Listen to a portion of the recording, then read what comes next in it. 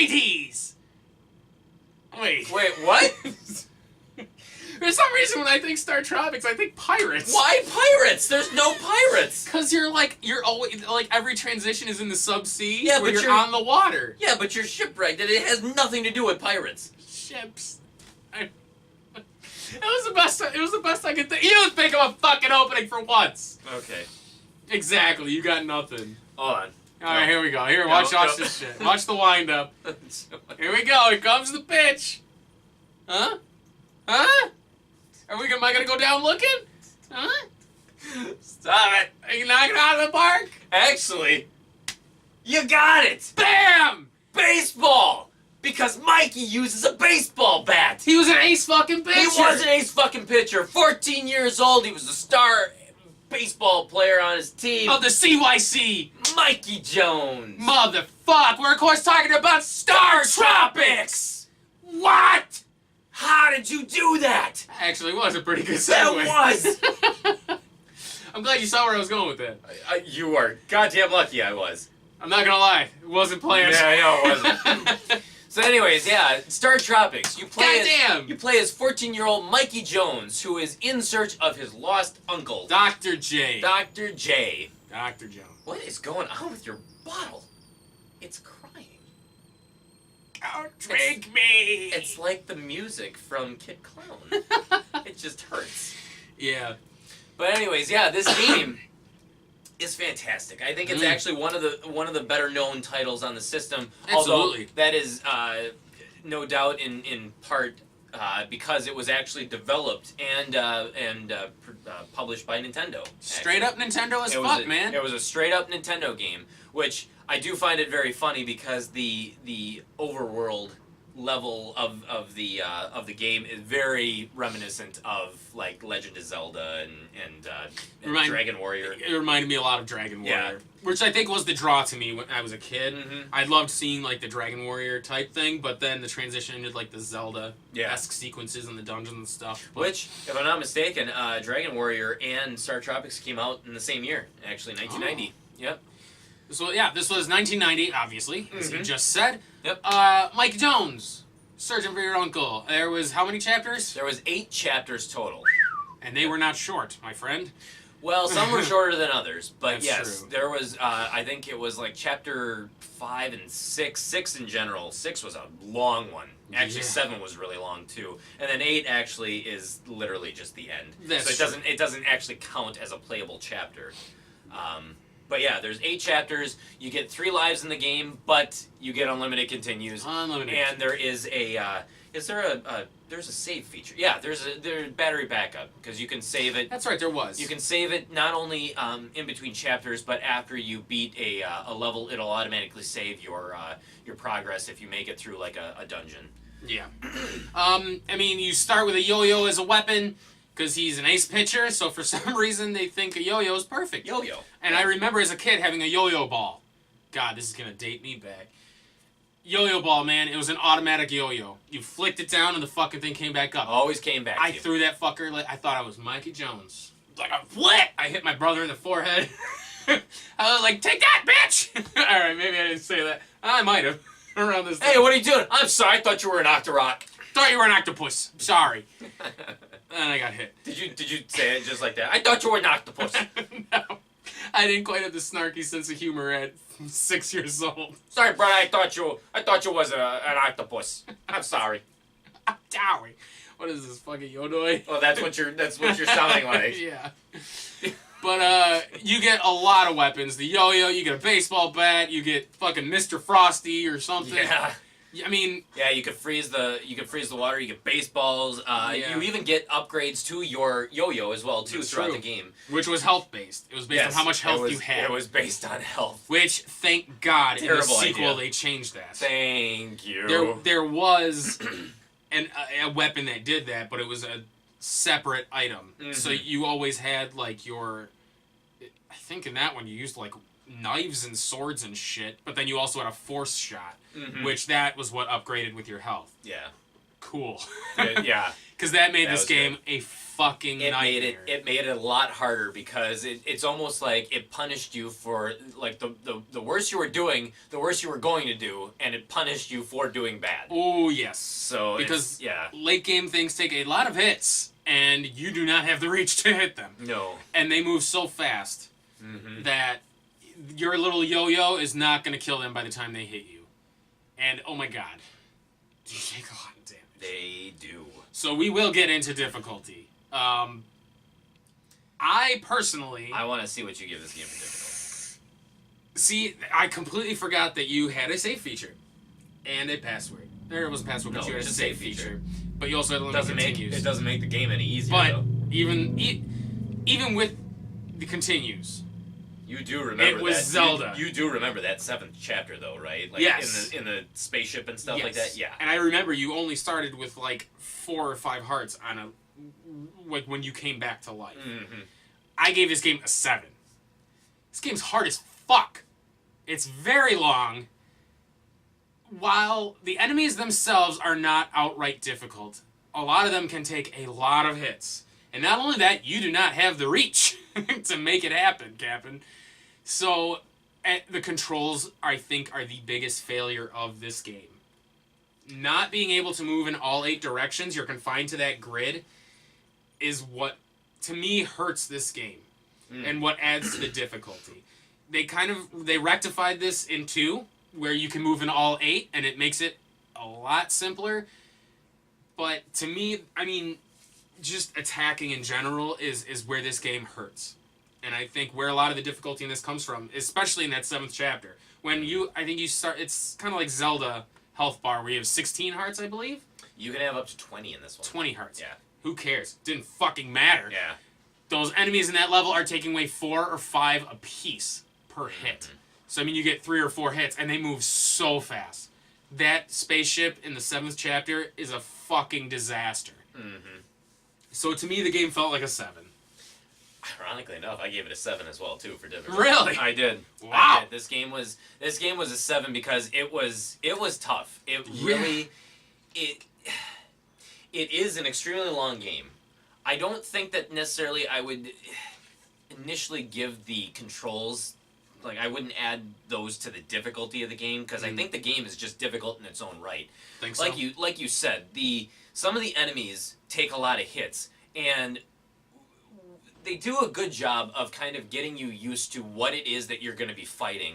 That's true. Because, like, I remember those little alien guys, the gold alien creatures and stuff like that. Like, there's one room where you fight only one of them. And you're like, okay, wow, this guy takes a shit ton of hits, but that's easy. Okay, yeah, throw that next challenge at me. Then you're thrown into a room with 2 of them. And it's like, oh my god, all of a sudden, yeah, these guys take a lot of hits. And now it's that much more difficult because you're trying to avoid the second one while you're still trying to take out the first one. And it just becomes a nightmare. And if I'm not mistaken, don't they shoot? They do. Oh, yeah. Cool. Yeah, they do shoot. And it's not like you can shoot at a diagonal yourself. Well, they don't shoot at diagonals. But, No, but I'm yeah, just saying... But it's more to avoid. It's more to avoid. And honestly, Chapter 7, the spaceship, this was my Technodrome. Where it's like, basically, I would beat Chapter 6, which in and of itself was pretty hard. But then once you got to Chapter 7, I'm just like, I beat the game. Wasn't 6 is the one where you had to find your way out, right? It was like the big map of all the different little islands? Or which one am I thinking of? You're thinking of 4, I think. Well, the one where you're lost? Yeah. Oh, maybe it was. 4 or 5. 6 is the one where you're underground. You found the piece of the ship or something like that, and then once you beat it, then you end up flying up to space, and that's where you're in the UFO. That was the one with the big piano. You had to do the keys, right, to get into the dungeon. No, that was Chapter 5. I think. Fuck my butt! I don't remember this game at all. What the hell is wrong with you? You didn't even remember that. The chapters were foggy. Because to me, they blend in with one another, though. As a kid, I never owned this game, so I played it as an adult. But I've only played it so much. I played 2. I had 2 growing up. Oh, gotcha. I didn't have the original one. So when I came to this one and learned how shitty the controls were, I was very thankful for 2. Because, I mean, controls are shit in this game. You are so slippery. Jesus Christ, I almost channeled Satan. The controls are slippery. You slide. It's hard to get started. Yeah. play the game. The controls are definitely the biggest thing to overcome in this game. I think I even give up halfway through. I'm just like, dude, fuck it, you play. Because the game is fun. It is good. Don't get me wrong. I really enjoy this game, but yes, the controls do take some getting used to. Like you said, it is a little bit jarring at first that you can only move in a grid pattern. You can only move up and down and left and right, and you can't move in diagonals. After a while, you almost feel comfortable with the fact that you can't screw up jumps because you can only move in literally 4 directions. And yet, it does get a little bit difficult because when you're trying to be evasive, when you push down or something like that, it only changes your character's orientation where he'll then, instead of moving down, he'll face down, and then you have to push down again in order to move. And so it kind of can get a little bit clunky in that sense. That you're trying to get away, and it's just not quick. It's not smooth. It's not a clean transition. Especially if you try to change direction mid-grid, or move between the things. Then there's you feel him slide, and then there's a delay in the movement. There's like a slight delay. And that's why I felt evading was almost pointless in this game. Even the jumping, you couldn't jump to avoid anything. No. So what was the fucking point of having a jump other than to jump from platform to platform? You had to jump from platform to platform. And find secret items. Even that was annoying, I felt, in this game. While it was a great sense of discovery... You didn't like the exploration of it? Some of the exploration got tedious. In the fact that there were hidden switches. Well, really, they weren't that hidden. Because there were still things you could jump on. They were always in the same room. Yeah. At least, yeah. And at least you could see what you could jump on and what you couldn't. Yeah. But then there were some rooms where you go to the next room, and then there's nothing and you die. I hated that. Yeah. I hated that. Especially wasn't one of the secret areas where you kept going and then it killed you? If I'm not mistaken? You had to go out through the stairway, and if you kept going it would just kill you? I don't know if it would just kill you, but... Because I remember there was a room where you went... Because the transitions between rooms where he would jump through like a thing. I don't even remember it. He would jump from screen to screen. It wasn't like Zelda where he would pan. But I could have sworn there was a room where you jump and then the screen scrolls and then you realize there's nothing there and you fall into the water. I think it could be because there's a part where it's like you can get like two like things of the life medicine, and then it's like you blow up the wall and you find that you could actually go to the next room and you're thinking, oh well, hopefully it's another medicine thing. You jump into there and then it's automatic death. Yeah, I think that's what because you got too greedy. I hate that. So yeah, well, but either way, the game is still it's immense. This is a big fucking game. Yeah. I love the exploration to it. I love... Well, we're on difficulty right now. We are on difficulty. So you want to move to fun? I guess we might as well. Yeah. 7 feels fair. Seven for difficulty, yeah, for sure. Yeah, well, like you said, the bosses were clever for the difficulty. None of them were really outright hard. I mean, some of them were tricky. I like that each one kind of had its own little kind of nuances on how to beat it. Like the octopus, which was in the water, and so it's like you would then use the snowman so that it would melt, or it would freeze the water. So then the octopus was like stuck in the water then. Bat him to death or yo-yo him. Yeah, or if you were an idiot. Or you had the flame enemy who it's like the way to kill him was to actually knock out the pieces so that he sunk into the water, which then obviously he would then go out. Which was clever because it was outside the norm of fighting a boss. Yeah, exactly. At that time, it was always you hit the enemy. Yeah, you're like, how do I kill this guy? And it's like, nope, that's how you do it. Yeah. Yeah. And then Zoda was just kind of, I don't know, for how... Zoda was a dick. Well, for how creepy looking he is, and what a cool idea that he's like this kind of the... Big, like weird. what you're used to in Zoda's Revenge, where he's got big the helmet. alien thing. He almost looks like a Dark Nut from from Zelda. Yeah. But then you get to the final form of him, and it's like it's a dinosaur. It's like a weird Gila monster. Yeah. He looked very strange. Yeah. So. But it's like the game had variety. I mean, you never really, for how long it was and for the way that the controls are and the dungeons that you went into, it's like, at least to me, it felt like there was quite a bit of variety into it. So absolutely. But yeah, 7 difficulty. Let's do fun. Yeah. Because we keep kind of straying into fun. We really do. So. We could talk about this game for a long time. Yes, we can. So for fun, I gave this game a 7 as well. Same as difficulty. Reading my fucking mind. Really? Yeah. 7s across the board, huh? Damn, dude, we're in sync more than usual. I mean, the graphics are gorgeous. It's a beautiful game. The music is okay. There's only one dungeon song. I know, but it's great. It is a good dungeon song. I'll give it to it. And it's a good song. The overworld, there is multiple different things of like overworld music though. Yes, that's what I'm saying. Yeah, so there is a variety of the music. Yeah, but the dungeon itself, yes, it's the same music over and over. I think you don't meet a different song until like chapter 2 or 3, when you go into like a cave or something and it's different. Because it is 6, I know, had the cave in do there. do do. Like oh yeah. Do do do. Yeah. So okay, there's like a few different dungeon songs, but the music's great.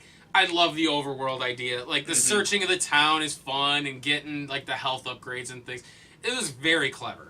I definitely give this game a lot of points because it felt like Zelda. It felt like Dragon Warrior. It felt like all these great games combined, and it did it well. It did. It did. And you know what a fun fact of this game is? And that what I'm surprised Nintendo didn't do more frequently is that the inclusion of a really obscure way of doing this game. Now, do you remember, it was in Chapter 5, you had to get a code that you had to type into Navcom. That's right. Which was Rob the Robot. Rob the Robot! Rob the Robot made a cameo in this game. How freaking fantastic is that? For the sub-C. But you had to enter a password into it. And the only way that you could have gotten that was the note that was actually included with the original pack into the game. Yeah. Now, the reason they did this is because this is at a time where Blockbuster Video, rest in peace Blockbuster Video, I hope wherever you are, you're in peace and you're just enjoying your... You and 4-star. But anyways, this was at the time when Blockbuster Video and rental places were renting out Nintendo games, and they were losing that revenue because it's basically people would buy 3-4 copies of a game, and then they could rent it for God knows how long, and so kids wouldn't have to buy games. Stores were making money past whatever they would spend on a Nintendo game. But what was happening with those games is that in most cases, you would rent a game, and you would only get the game. You would not get the instructions. You wouldn't get a box. You wouldn't get the box. You wouldn't get the instructions, and you would never get the inserts that came with the games as well too. So sometimes you would get the instruction booklet, but this was a special insert. Those were never really included, and so this was basically Nintendo's attempt at kind of anti-piracy, is what it was. Is that you needed. You needed that code. You needed the code. And so if you rented this game, you had no instruction booklet. It's not like you could have just looked up online like you can now, like, what's this code? You couldn't progress through the game any farther. And it was literally right at the midpoint of the game. Funny you mentioned that. I had to rent this game as a child. We did. From that Power, Video Power or whatever. Yeah.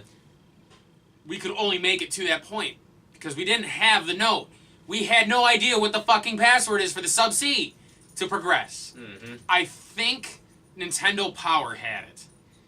In one of the issues where they told we had to scour our Nintendo Power issues to find that code.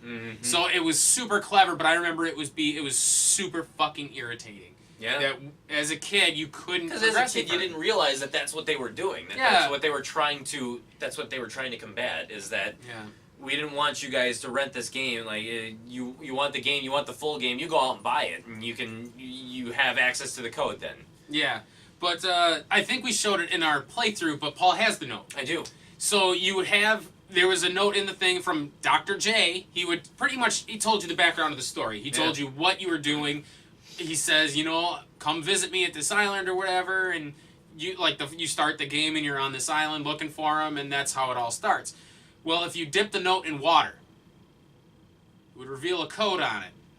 And that was the code to the fucking sub-C, man. Spoiler alert, 747. 747! It was genius. It really in was. my opinion. It was such a unique thing that had never been done, and it hasn't been done since. It was innovative as hell. And it was innovative as hell. Absolutely. It made you interact with like things outside of the game, like to play the game and get farther. It's like it was great. There was a game, now that I think about it, that did something similar. It was a game in the for the Genesis called Starflight. Mm. So in the instruction booklet, it obviously had the controls for the game, but then like the second half of the instruction booklet was a captain's log. Because the whole idea is space exploration. You're going around, you're trying to figure out why suns are erupting, all this other shit causing black holes, and meanwhile this other alien race is invading. Well, this captain's log had the coordinates for a planet you were supposed to visit, but nothing in-game tells you about the coordinates. You had to look in the captain's log of the old captain to find where the coordinates and stuff. It was in a weird way it felt reminiscent of Star Tropics. I was like, oh, that's fucking cool. Yeah. So, I mean, the captain's log thing was super cool because it had, like, Sorry. It had, like, it gave you, like, a detailed story of, like, the crew and stuff. It was really fascinating. But I digress. It's a cool-ass system. I wish more things would have done. Yeah. And honestly, I have to say too that like as far as the controls are not the greatest. The controls but are the hardest. The graphics were fantastic for a game from 1990 where they maybe they had found their stride at that point, but still I think it was still kind of being developed.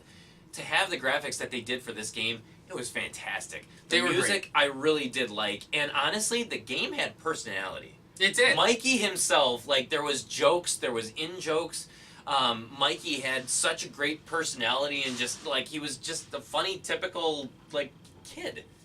Mikey had a personality, huh? He really did. He was a silent protagonist. He was not silent. He never said anything in this game. He did talk. No, he didn't. He would stick bananas in his ears. I still don't get it. What is that reference? I don't know. It was so stupid. He stuck them in there. But you're right. There was jokes in it, and there was a lot of just uplifting moments in it. Everything was named Cola. Everything. And it's like, have you ever seen Americola? I liked when you would talk to somebody important, it would do like the face-to-face view. Yeah. I liked that. So I that thought you knew, that was cool. so that you knew that it's like you're supposed to be talking to this person. It was really neat. I would say the only real fun detractor to this, which kept it from being an 8, was the fact that the controls were flighty, but at the same time, like, super overly tight. Mm-hmm. Which sounds stupid. It doesn't make much sense. It sounds contradictory. Yes, but, I mean... How could it be flighty and super tight? Yeah, pick up the game, try it, and you'll know exactly what I'm talking about. Yeah. No, it's true. They're tight, but then at the same time, they're really sloppy. It's hard to describe. Like you said, where if you're moving in one direction and you ultimately like you stop, like you interrupted to go in a different direction, you're kind of sliding for like an additional block of movement before you start going up. So it's almost like, and there's a goofy delay in it. Yeah, and then there's a delay in it as well too. So yeah, it can get sloppy, but it's funny because I think by Chapter 2, Chapter 3, you almost start compensating for it, and you start getting used to it. So yeah, there's a learning curve for it. So there definitely is a learning curve, and it definitely does. It moves at a good pace. Yeah. Until you get to Chapter 7, where it just turns the difficulty to 11, and all of a sudden it's like, wait, what just happened? It's such a disaster. It was so tough. We spent a long time on Chapter 7. It was tough. My only other qualms would be that I wish your weapons carried over between dungeons, because I don't think they did. No, they didn't. So all the medicine you grab, stuff like that, I don't think did. It was like the special items that were like meant to be like where you found them in there, like the snowman and like the mirror that could bounce off the shots and stuff. I like, wish those that didn't stuff translate. I wish they would have, or even the baseball bat, the bolos. Like I wish that stuff would have stuck, because then it would have felt like you were acquiring things. Because the game felt like when you started a new dungeon, you were like back at square one. You don't feel much more powerful. Yeah. The health-based power of your yo-yo sucks fat fucking balls. It's terrible. 100% terrible. Like, to the point where I wish they would have thought of a different idea. Which they did by 2, but... Those are balls. They're balls. It's bad. Because, I mean, even in that last... we keep referring to level 7. Yeah, Chapter 7. In Chapter 7. Yeah. It's almost to the point where if you get hit once or twice and you go down that power level, give up.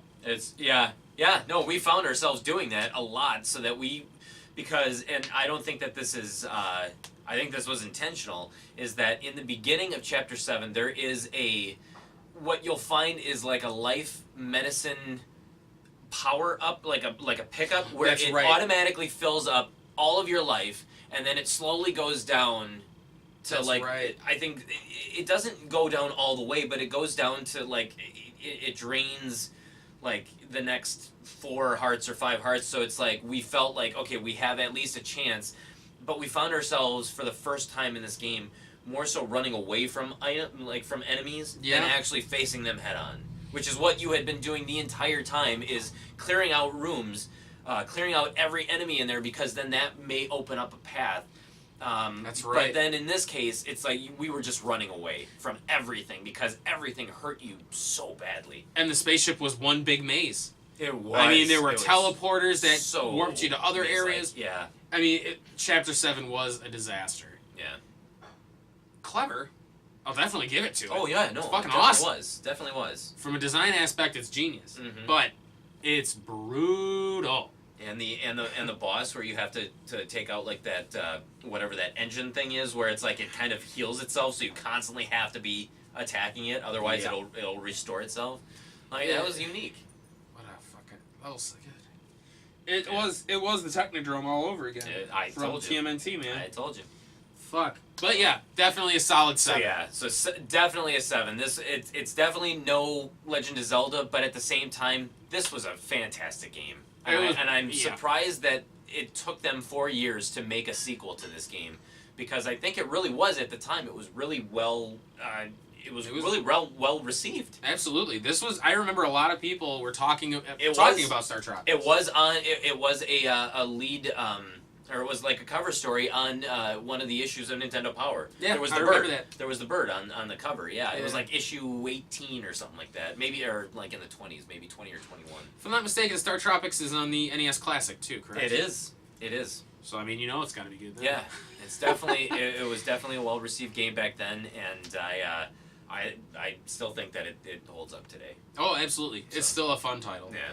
All right, man. So we'll move on to price. What did you pay for Star Tropics? So Star Tropics, I want to say I paid maybe like $2.99 for this game. I did not pay a lot for this game. Okay, good price. Why? What does it go for now? As of this video on price charting, it's not that expensive. This game goes for $8. Oh, okay. I was gonna say it is not that expensive. Even I've got this game complete with the instruction booklet and all the inserts. I think complete it's like $15. Yeah, it's pretty much double what the loose price it's not an expensive game. So $8 and fucking 35 cents. Would you say that's worth it? Thank you. This is easy. Yeah, it's worth it. It's worth every fucking penny. This game, I would say, would be what it was worth at launch. $50. Yeah. I mean, you get a lot of game. A lot of game. And multiple save slots. So everyone in the family can have a go. It's not like fucking some like Final Fantasy where only one person can really play it. Like there's multiple saves. It's a long ass game. It's a fun game. Definitely worth that money. It's got its challenge, but it's definitely fun to play too. So it's not like a challenge just for the sake of being hard, and it's just not fun because of how hard it is. Yeah. And honestly, the game itself. I was gonna say something and I completely forgot what I was gonna say. It's because you got all that banana gook in your ears. Maybe that's what it is. That's what I was gonna say. This game. If you collect Nintendo games, if you have a collection of Nintendo games, this game's gotta be in your collection. This is one of those games that when we say, like, if there are good games that are out there for really cheap, this is one of those games. It is a fantastic game, and it's not even $10. No, and I'm pretty sure you can find it at literally any retro game store. Absolutely. This is one of those games, it was common as water, and you can find it anywhere. You'll probably find multiple copies, too. So if you've never played this game before, do yourself a favor and check it out. Absolutely. It's a fun exploration game. Gets frustrating, yes, but you quickly learn it, and it is an enjoyable experience, especially for the NES. And it had humor in there too. A lot of the conversations that the characters would have with you and stuff like that, they would say funny things. Yeah. I'd say this would be a good, like, almost family game to play. It really, yeah. I mean, it really little would. kids could enjoy it. I mean, we Mhm. certainly did growing up. Oh yeah. Or at least you did. I did when I rented it. But like I said, I was a bigger fan of 2. But I also liked 2. You know, it's so funny because as just a little side note, I never played this game as a kid. Really? How I learned about Star Tropics was there was a deleted scene in a movie. Believe it or not, have you ever seen Homeward Bound? Yes! There was a deleted scene where the kids were playing a game on the Nintendo. Yeah. And I saw it on the screen. I'm like, what game are they playing? What game? Like, I've never seen that game before. What game is that? And so then when I started collecting games, I think one of the early on titles I got was Star Tropics. And when I put that game in, I'm like, wait a minute. This is a game they were playing on Homeward Bound! And it's, it was like... Michael J. Fox. Yeah. Jesus Christ. And it was... so obscure. Yeah, and so I was like, from there, like, that's what got me into the game in the first place. But then when I started playing it, it was the game itself and the charm of the game that just completely made me want to play it through to the very end. Absolutely. So yes, definitely worth it. Definitely worth every penny of it. So if this game is not in your collection, do yourself a favor, go out and get it. Absolutely. Find it. You have no reason not to. It's not hard to find at all. You'll have no problem finding it, so just pick it up. Absolutely. That'll do it for Star fucking Tropics, man. 7 on 7 on yes.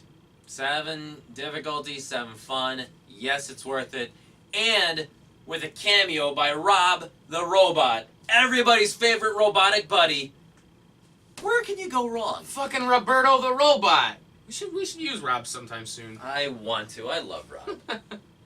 So it is. Rob's my friend. He is a good guy. I do like Rob too. I'm Rob Schneider. I'm Rob Schneider. God. I'm Rob Schneider. Rob Schneider the robot. I played a robot. Rob Schneider's a robot. Being a robot isn't as easy as it looks. That's ridiculous. So hit us up on Facebook. Hit us up on Twitter. Go to powertripgaming.tv. It'll take you right to the channel. Watch our playthrough of Star Tropics. It's a long one. It is a long one, but it's fun. I liked Star Tropics. I think it was 24 episodes. It was a long. It was actually one of our very first games that we actually, I think it, like total time, it was like 5 or 6 hours. Yeah, I think we had to 2-session it. Yeah, we did. We Yeah. couldn't do it in one session. Ew. Yeah. So link in the description will take you directly to the playlist for it out. Star Tropics. Yep. Check it out. So, next time on Power Trip Gaming Retrospective. We'll review something better. But spoiler alert, It won't it's be. not going to be better. No. Bananas in the ears, man. You know what? I want to put bananas in my ears for the next review that we're going to be doing. God damn it. But I've got a lot to say on that one. So.